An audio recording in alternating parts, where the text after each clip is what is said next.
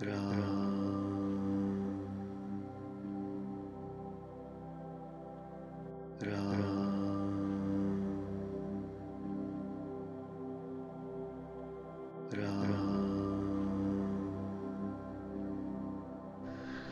मनुष्य इस संत समाज रूपी तीर्थराज का प्रभाव प्रसन्न मन से सुनते और समझते हैं और फिर अत्यंत प्रेम पूर्वक इसमें गोते लगाते हैं, वे इस शरीर के रहते ही धर्म, अर्थ, काम, मोक्ष चारों फल पा जाते हैं। इस तीर्थराज में स्नान का फल तत्काल ऐसा दिखने में आता है कि कौवे कोयल बन जाते हैं और बगुले हंस।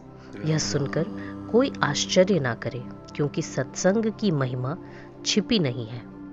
वाल्मीकि जी, नारद जी और अगस्त्य जी ने अपने अपने मुखों से अपनी होनी कही है। जल में रहने वाले, जमीन पर चलने वाले और आकाश में विचरने वाले नाना प्रकार के जड़ चेतन जितने जीव इस जगत में हैं, उनमें से जिसने जिस समय जहाँ कहीं भी जिस किसी यत्न से बुद्धि, कीर्ति, सद्गति, विभूति और भलाई पाई है, सो सब सत्संग का ही प्रभाव समझना चाहिए। वेदों में और लोकों में इनकी प्राप्ति का दूसरा कोई उपाय नहीं है। सत्संग के बिना विवेक नहीं होता है और श्री राम जी की कृपा के बिना वह सत्संग सहज में मिलता नहीं। सत्संगति आनंद और कल्याण की जड़ है। सत्संग की सिद्धि ही फल है और सब साधन तो फूल है। दुष्ट भी सत्संगति पाकर सुधर जाते हैं।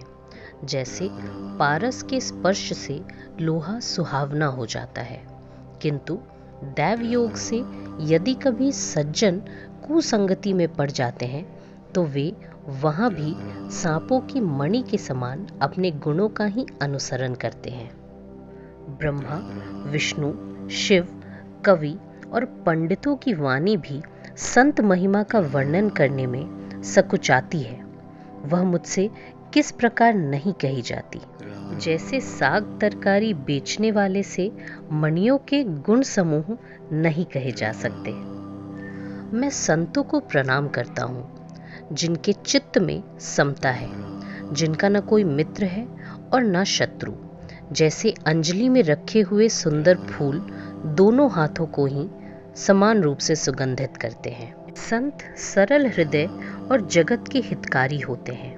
उनके ऐसे स्वभाव और स्नेह को जानकर मैं विनय करता हूँ। मेरी इस बाल विनय को सुनकर कृपा करके श्री राम जी के चरणों में मुझे प्रीति दें।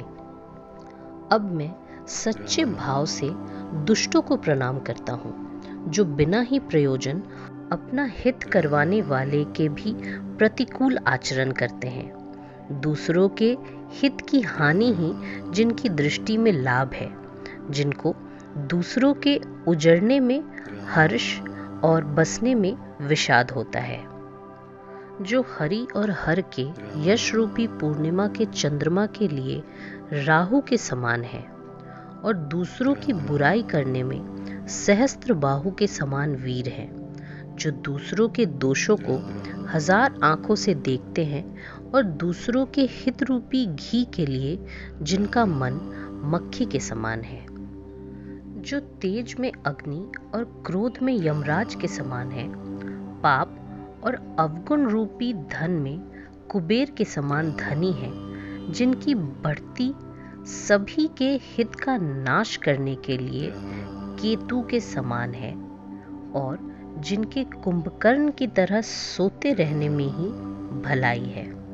जैसे ओले खेती का नाश करके आप भी गल जाते हैं, वैसे ही वे दूसरों का काम बिगाड़ने के लिए अपना शरीर तक छोड़ देते हैं। मैं दुष्टों को शेष जी के समान समझकर प्रणाम करता हूँ, जो पराये दोषों का 1000 मुखों से बड़े रोष के साथ वर्णन करते हैं।